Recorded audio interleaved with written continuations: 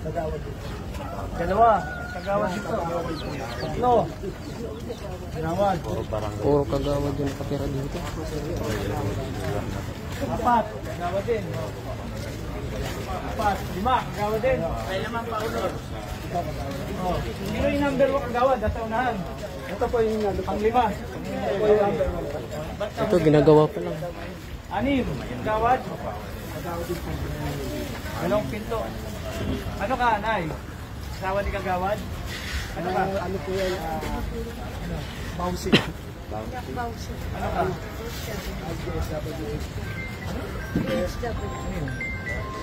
Barangay Helper. Ito, kabila. Tanod po. Tanod. Kailan kagawad? May kagawad po dyan, kaso po. Na-transfer po siya doon. Lilipat. Kumuha ng ano. Ilan na? 6 na kagawad na. Ilan kagawad? Ito. Yung isang kagawad po, hindi na po. Ito. Ilan ang tanod? 20. Ito.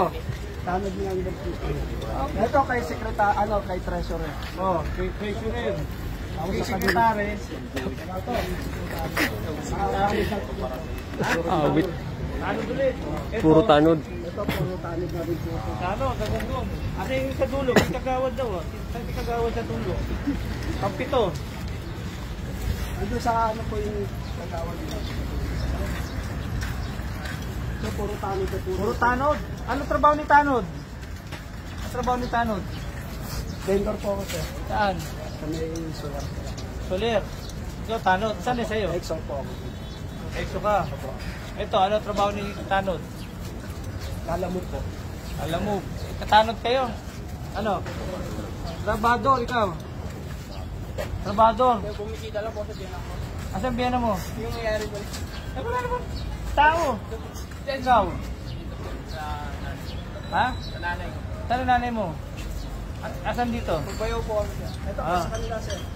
Ano ka? Tanod yung nanay mo? Opo. Tanod? Yung bayaw po. Dalawa. Bayaw mo, tsaka sa nanay mo. Tanod. Kaya, trabador. Dali ito yung trabador, oy. Dali ito yung trabador. Dali ito yung trabador sa opisina. Ha?